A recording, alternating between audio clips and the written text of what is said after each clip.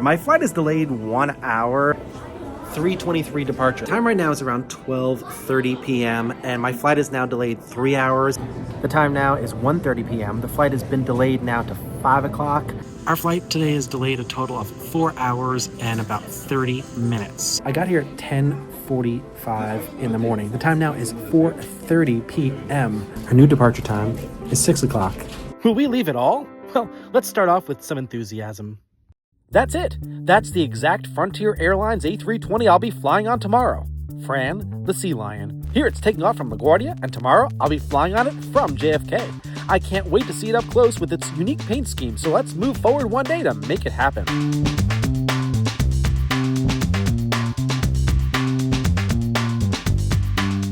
I'm thrilled to be riding to JFK today. LaGuardia is my usual airport, but I'm flying from JFK for 3 reasons. 1, I want to experience the old Terminal 7 before it gets torn down.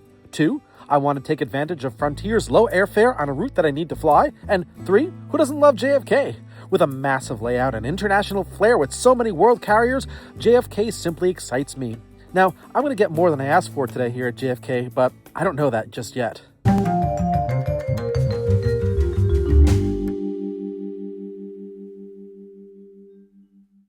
The excitement starts right now as I enter JFK Airport property. It's like entering another city within New York City. I don't get this feeling at LaGuardia. When I enter LaGuardia's property, I feel like I'm just in Queens and nothing else has changed. LaGuardia is like a community airport, but JFK is on another level. I've embarked on journeys before from this airport to go all around the world. Today it's just a short hop down to Orlando. Frontier has had a strong presence at LaGuardia for a long time, but only added JFK to its route network in 2024, offering service to many cities like San Juan, Puerto Rico, Las Vegas, Los Angeles, Chicago, Dallas, and more. This list included, of course, my destination, Orlando. Some of these destinations mimicked the long-standing operation of LaGuardia. Now, this was filmed in March 2026, and since then, Frontier's operation at JFK has been reduced to offering flights to Atlanta only. With one destination only, and Atlanta also being served by Frontier from LaGuardia, one can only imagine how long Frontier will remain at JFK. My ride is getting closer to Terminal 7 and is now passing by the iconic TWA Hotel. Something about just passing by this excites me. If you haven't spent a night there, I encourage you to do so. I've done it a few times and I loved it, but for today, I'm really excited about entering Terminal 7 at JFK. It, like the TWA Hotel, has some history, but T7 won't be around for much longer. Terminal 7 was known as the BOAC Terminal and opened in 1970. It then became known as the British Airways Terminal, and it was from here until 2003 that the British Airways Concorde operated from. British Airways has moved out of this terminal, and it currently serves All Nippon, Ethiopian, Aer Lingus, Condor, High Sky, Iceland Air, Kuwait, Norse Atlantic, Air Canada, and its sole U.S. carrier, Frontier. Well, hello everybody, and welcome back to my channel. I am at Terminal 7 at JFK. That's right, it's an old terminal, and today I'm flying on Frontier down to Orlando, MCO. Last time I flew out of this terminal was on Alaska Airlines, and I previously flew out of this terminal many years ago on Iceland Air, but today it is Frontier. I can't wait. Let's go inside. It's time to enter the smallest terminal at JFK. Because of its size, it never feels overcrowded, and at the time my flight was leaving, hardly any other flights were scheduled to depart. There are no airlines with hourly service here, so overpopulation is not an issue. When it was built 56 years ago, it mimicked the architectural styles of the time and was considered to be a retro-modern facility. Behind me is the Frontier check-in area. I've got no bags today, so I'm going to go right to TSA. I'm skipping this part, an interaction with a human. It's a short trip for me, so I have no checked bags, thus saving me from the checked bag fee. Frontier's check-in desk was around the edge of the central area. TSA is accessed through the central area, which is flanked by check-in desks on both sides. At the time I went through TSA, pre-check, which I have, was combined with regular TSA, so I could not use a special pre-check line, but this being morning, there were hardly any other flights. Many of the airlines here fly across the Atlantic, so they have evening departures. My scheduled departure time was 1:11 p.m. Give me a few minutes. I need to go through the TSA checkpoint. Okay, I'm done with TSA and I'm headed over to the gate area. Immediately past TSA, it's necessary to go up one level to reach the departure gates. And with this being primarily an international terminal, there are a series of duty-free shops that nearly all passengers need to walk through before reaching their gates. But it's morning and there are few international flights departing now.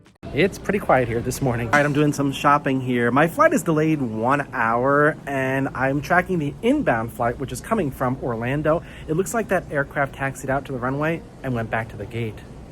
It all goes south from here, so all I can do is enjoy the view. No, that's not my plane. I'm on a smaller Frontier A320 today.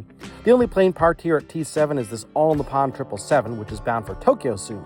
Plane spotting took my mind off of the delay, but there wasn't much to see, so it's back to focusing on my flight. All right, well, this was supposed to be a 1:11 departure. That's the departure time in the afternoon today. It was delayed when I woke up to around 2:20 in the afternoon, which is fine, not a big deal. It never showed that the outbound flight, which is coming from Orlando MCO to JFK, was delayed, but that flight is delayed, of course, because I'm on the flight, so it has to be delayed, which is normal, of course, because that's just typically what happens to me.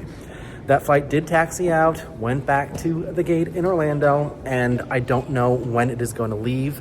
The time right now here in New York City is 11:30 in the morning. We're definitely going to have a delayed flight. I'm looking into other options right now on other airlines, but it's super, super expensive today to fly from JFK to Orlando, or even LaGuardia to Orlando for that matter. So I'm just going to hold out here and just wait and see what happens. There's really no one to talk to. I don't see any representatives of the airline here at this point. It's really, really quiet. So let's just see. Even though I saw a 1 hour delay when I woke up, I still arrived at JFK before the scheduled departure time, just in case. You never know if a flight will go back on schedule, right? It rarely happens, but it could. I just wish I had some better information. I can't seem to get in touch with anybody on the Frontier app. I can't find a toll-free number to call or even a toll number, and there's no Frontier employee right now here. That's the gate behind me. Unfortunately, there's nobody there to talk to, so I really don't have much of an update, but oh, there's a oh, here we go. Okay. 15:23, 3:23 departure. Let's see if this plane makes it out of MCL. So you can see that my flight is now delayed over 2 hours. It was supposed to leave before the Tokyo flight on All Nippon, but it will now leave after it. You can see that there's an on-time Frontier flight after that to Chicago. As I mentioned before, at the time of my publication of this video, Frontier now only serves Atlanta from JFK, so both Orlando and Chicago routes have been discontinued. You can see how all the flights after that are on foreign carriers to cities outside the USA. My flight is supposed to use Gate 5, while Tokyo is using Gate 6. All of the other gates were pretty quiet here in Terminal 7. I can't stay put, so I'm going to walk around a bit. I love how the outward-facing windows are tilted downward. It reminds me of being inside a control tower. With the closest runway 13 left, 31 right, not in use today, the views were just okay, and I was only able to see planes parked at their gates, like this JAL flight at Terminal 8 bound for Japan, or planes taxiing by, like this EVA cargo aircraft. Looking at the pavement, it was neat to see how many wide-body aircraft Terminal 7 could accommodate. While looking out, I received some more bad news. All right, the time right now is around 12:30 p.m. and my flight is now delayed 3 hours. It's still in Orlando, and based upon some research that I just did, it looks like there is a maintenance issue on the aircraft. It potentially was actually tugged back to the gate in Orlando. I'm not 100% sure, but it is at the gate and it's just sitting there, and they keep pushing its departure time back by more and more and more out of Orlando. So right now it's kind of just a sit and wait game. Actually, stand and wait. I like to stand at airports. I should have been boarding by now, so we could taxi out, like this Asiana A350. It's time to do some walking. To kill some time, I found a nice display featuring aviation history. I love when airports make you recognize that you're in an aviation atmosphere. That was very neat to look at while waiting the extended wait. So now the time is 1:30 p.m. May I have your attention, please? For your safety and security, please do not leave baggage unattended.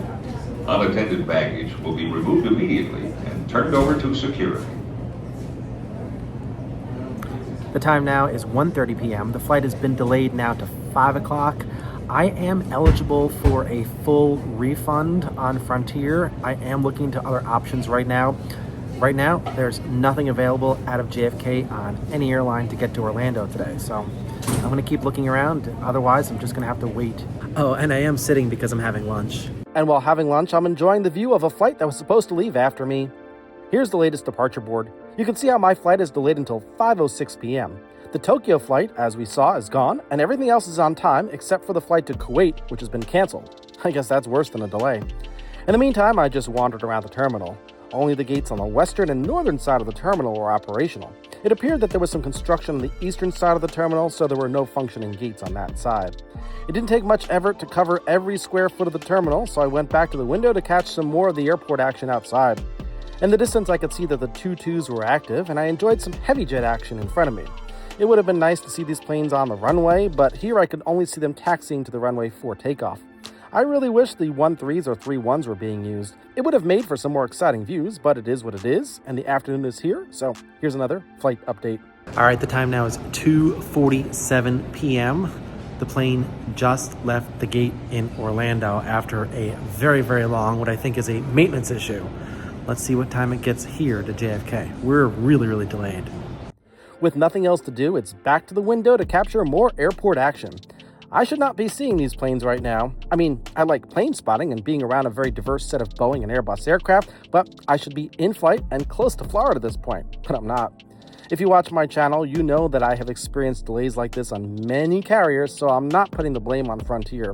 I'm just putting the blame on flying in general. This is always bound to happen.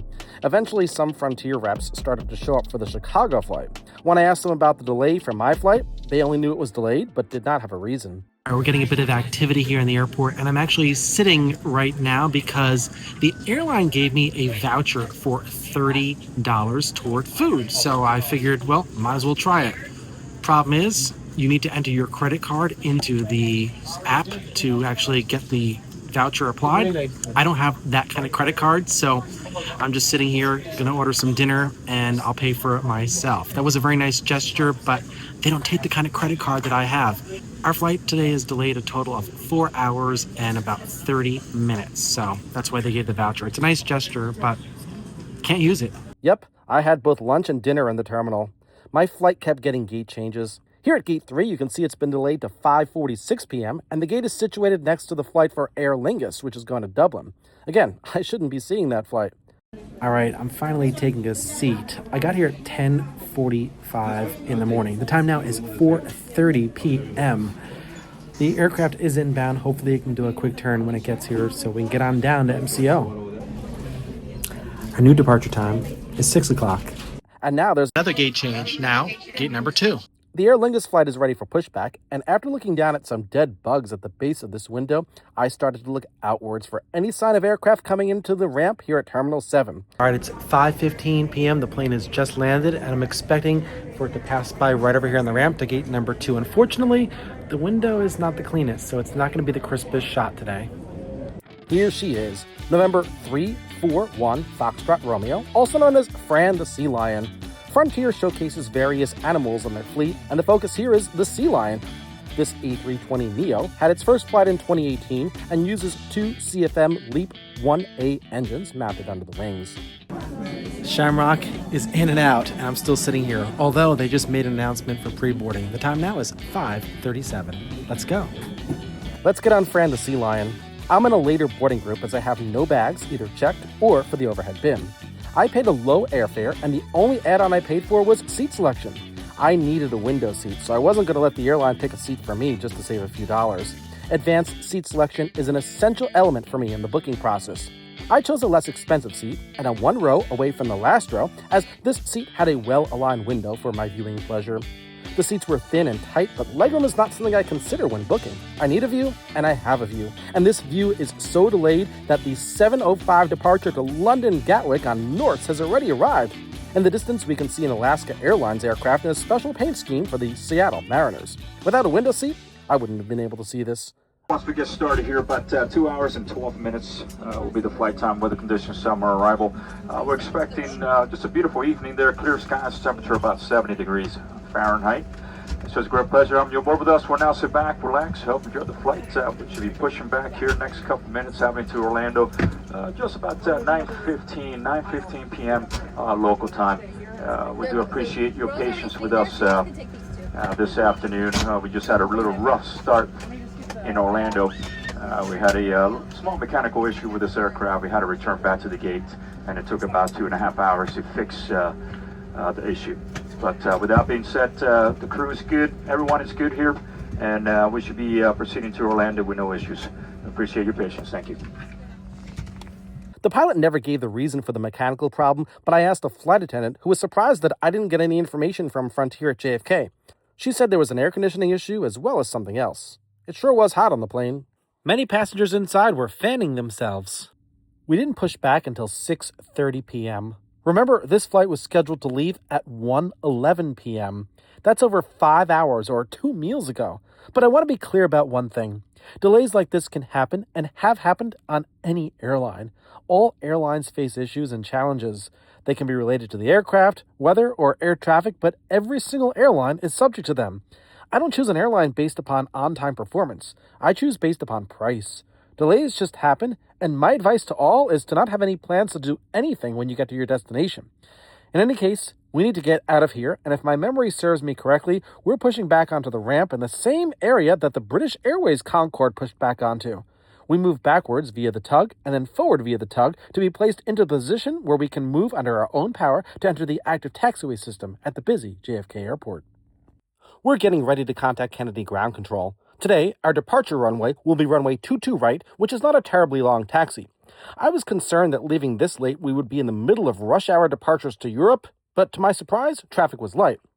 Now that the tug has been removed, we can call ground control in the control tower.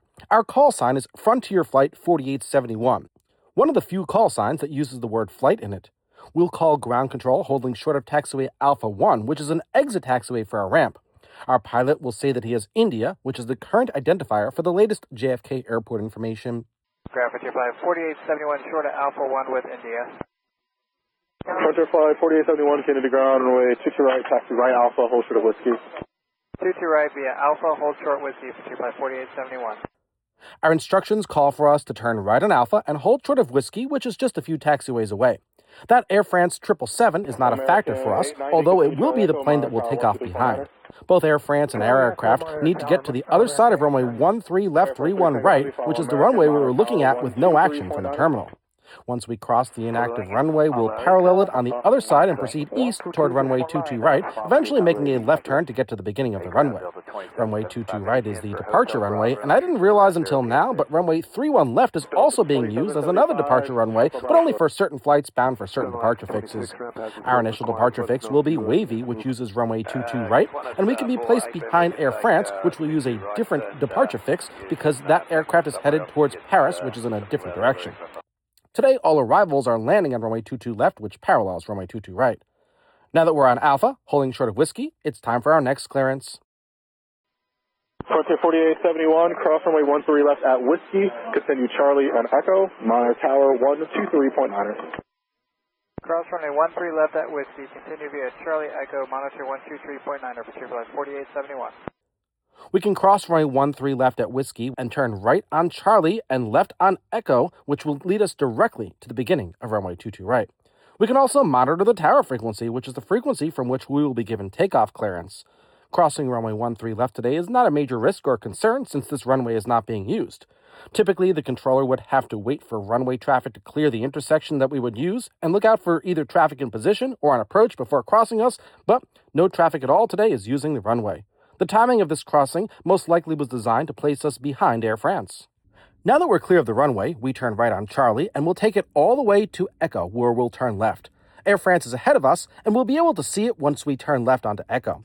Now, I mentioned how I was so excited to be at JFK due to the international feeling, but as we taxi on Charlie, the view on this side is the northern border of JFK, which is just the cargo area, so we're not going to get to see any unique airliners parked at their gates. Let's move forward on Charlie to the point where we're about to turn left onto Echo. There goes the Air France plane. It's a Boeing 777, which means that it can produce some heavy wake turbulence. So there's no doubt that once this plane takes off, we'll wait a little bit longer than normal before we're given takeoff clearance. Wake turbulence is no joke, and we don't want to get stuck in the jet blast of a massive aircraft with really big engines. The controller in the tower knows how to separate us and will only issue us takeoff clearance once Air France is in the air and a safe distance away from the runway. Let's go ahead and tune into the tower frequency, where the tower tells Air France to line up on runway 22 right. Air France will use the call sign Air France 3 Tango Heavy, which is sold as Air France Flight 3. 3 Tango Heavy, Kennedy, runway 22 right, line boy. Runway 22 right, for 3 Tango Heavy. Air France can now line up and wait. We'll be next, and our pilot will make the last in-cabin announcement asking the flight attendants to prepare for takeoff. Flight attendants, prepare for takeoff. Let's move forward to the point where the tower tells the previous flight, American 890, to contact departure control, and Air France is given takeoff clearance. American 890, contact new departure, good night. Departure, 890. Air France 3 Tango Heavy, runway 22 right, close to takeoff. Delta Takeoff, runway 22 right, Air France Tango Heavy. We can now taxi up to and hold short of runway 22 right. Typically, flights are told to line up on the runway immediately after a plane is given takeoff clearance, but the controller delays our entry to the runway for a few moments. That's fine because we can't take off right away due to wake turbulence separation requirements. As we turn, you can see an aircraft on short final for runway 22 left, the landing runway. All flights are landing on runway 22 left, and we'll have to cross our runway 22 right to get to the terminals. As we take off, you'll see planes on the ground holding short of our runway, waiting to cross. There actually could be aircraft that landed crossing runway 22 right now, behind the Air France aircraft that took off, but we can't hear those transmissions because those runway clearances are controlled by someone else. Here comes our clearance to go onto the runway. Frontier 4871, Kenny, caution my turbulence. On departure, maintain 4,000 feet. Runway 22 right, on the way. On departure, maintain 4,000 feet, runway 22 right, line up and wait for flight 4871. Okay, we can now enter the runway and wait, and the controller has informed us that instead of the typical altitude of 5,000 feet, which departures climb to, we are to climb to 4,000 feet only. However, once the tower issues us takeoff clearance, he'll tell us that we can climb to 5,000. These clearances are coordinated with the departure controller. By this point, Air France is airborne and is handed off to the departure controller. Air France 3 Tango Heavy, contact new departure, good night. Roger, good day, Air France Tango Heavy. Now, our controller is also handling runway 31 left and is about to issue takeoff clearance to Delta 353. This runway has no effect on ours, and this plane will head out after takeoff to Robbinsville, New Jersey on the way to Los Angeles, so its climb has no effect on Air France to Paris and us to Orlando. Delta 353 Heavy, Kenny, good afternoon. Runway 31 left, in section, Kilo Echo, clear for takeoff. 31 left, Kilo Echo, clear for takeoff, Delta 353 Heavy. Now, we just wait for takeoff clearance, which will come in a moment. We're looking east, and in a moment, we will see an airplane about to land on runway 22 left. As soon as that airplane is directly off of our left side, the tower will give us clearance for takeoff. The tower, of course, not only ensures that Air France is far out enough, but ensures that all arrivals to runway 22 left that need to cross our runway 22 right are holding short of our runway. The time right now is 6:51 p.m. Our scheduled departure time was 1:11 p.m. Let's go to Orlando. Frontier 4871, you can maintain 5,000 feet now, runway 22 right, clear for takeoff. Maintain 5,000, clear for takeoff, 22 right, Frontier flight 4871. 703 Kenny, runway 22 right, on point. Runway 22 right, line up and wait, 777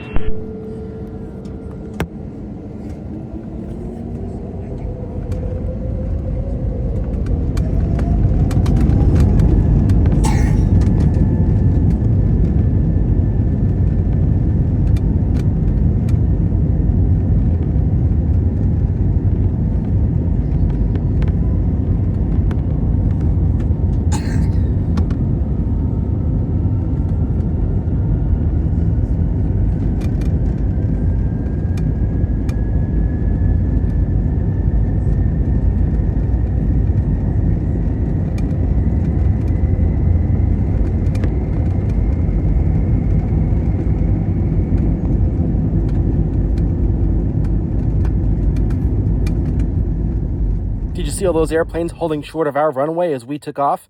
As we climb, the tower will tell the Delta plane from runway 31 left to contact departure control, and it looks like runway 31 left will be getting an arrival soon. It'll be an Atlas Air 747 using the call sign Giant 8977, who'll check in for runway 31 left. After that, we're going to be handed off to departure control. Delta 353 Heavy, contact new departure, good night. Departure 353 Heavy, good day. Kenny Tower, Giant 8977, RNAV 31 left. Alright. Frontier 4871, contact new departure.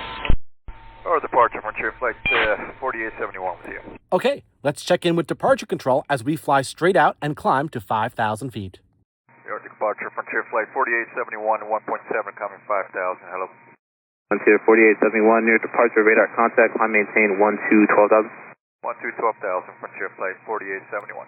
We're climbing out over the Rockaways. Our initial departure fix today will be Wavy, which is over the Atlantic Ocean south of West Gilgo Beach. Gilgo Beach is located at the border of Nassau and Suffolk counties. But first, the controller will issue us a left turn to proceed west as a radar vector before issuing us clearance to go directly to Wavy. Frontier 4871, turn left heading 120. Left turn 120, Frontier flight 4871. The left turn points us to the east and keeps us along the south shore of Long Island. JFK departures to the south often use wavy, which keeps them away from LaGuardia departures to the south, which often use white, which is over New Jersey. The two standard departure fixes keeps flights from LaGuardia away from flights to JFK as they both go south toward warmer weather destinations like Florida. Honestly, I prefer the LaGuardia departures to white because it keeps you over the city for longer and the initial part of the flight is over land, so there's more to see. Using wavy means that the first part of the flight is over the water, and the only parts of land that we get to see are what we see now, Long Island, but we're going to turn away from it real soon. I love how if you look back, you can see the airport that we just took off from. Our runway is the runway that juts out into Jamaica Bay. There are a total of 4 runways at JFK, and the terminals are in a circular pattern in the middle of them all. Many of the terminals, including the terminal that we just left from, are being rebuilt. JFK is going through a major transformation. In a moment, the controller is going to give us a 10-degree turn to the left. The controller is just making sure that there's good separation between us and other aircraft. Small radar vectors are common before we're allowed to proceed on course. Frontier 4871, turn left heading 110.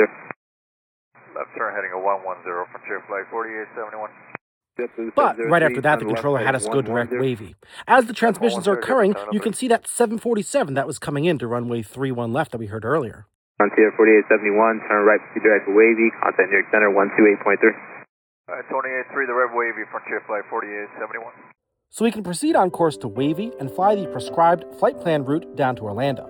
Now, for this video, I really wanted to focus on Frontier's operation from JFK, so I really won't get into many details about the flight, as I don't do airline reviews. I present flights from an operational and air traffic perspective, but I do want to say 2 things. First, Wi-Fi. I did not know that Frontier did not offer Wi-Fi on their flights, and it really bothered me to be disconnected for the duration of the flight. I typically use Wi-Fi for flight tracking, but I couldn't do so, which is why I'm not going to provide an in-depth look at this flight moving forward. I'm familiar with JFK's operations, but without any Wi-Fi, I had to guess my position, and I was not able to identify any air traffic that I saw out the window along the route. I don't like this at all, as I'm accustomed to Wi-Fi. It's not easy when you don't have Wi-Fi on a flight, let me tell you. The flight's great so far, but no Wi-Fi, it's tough for me. I assumed incorrectly that I'd be able to purchase Wi-Fi on the flight. When airlines charge you for Wi-Fi, it really isn't a lot, so I was willing to spend money for it. I don't know about you, but for me, I feel like Wi-Fi and internet connectivity is just a necessity these days. And when a business does not provide Wi-Fi on the ground, I'm the first to ask them to do so, even if there's a fee, especially when the cell phone signal is poor. The other thing I want to mention is the seat. Sure, the legroom was tight, but that didn't bother me. There's no recline button, and that didn't bother me. What bothered me is that the seat was slightly pre-reclined to a permanent slight angle. While most passengers probably appreciate this, I don't want to feel relaxed and feel like I'm sitting back on a plane. For me, I like to sit as upright as possible so I can enjoy the view and be alert as to what's going on outside for the whole flight. Oh, and I didn't miss having TV screens. I never use them because airlines provide windows. Okay, I'm going to wrap this up. I hope you enjoyed my journey, and I invite you to subscribe to my channel if you want to see more. My long journey is nearly over. We got to the gate at 9:17 p.m. The scheduled arrival time was 4:22 p.m. Oh my god, we made it! Yay! On behalf of Frontier Airlines and your Orlando-based crew, welcome to Orlando. Please remain seated with your seatbelts fastened until we are parked at the gate and the fasten seatbelt sign is turned off. Cell phones may now be used, however, laptop computers and other large electronics must remain stowed. Once we arrive at the gate, please use caution when opening overhead bins to prevent injury, as items may have shifted during landing. For questions regarding ground transportation and baggage claim, a Frontier customer service representative will meet this flight upon arrival at the gate and will be happy to assist you. For those customers needing special assistance, such as a wheelchair, please remain seated until the majority of the customers exit this aircraft, as this will allow us to better assist you. For those customers who live in the Orlando area, welcome home. For those of you who are just visiting, we wish you a pleasant stay. On behalf of your Orlando-based crew and everyone on Team Frontier, thanks for traveling with us.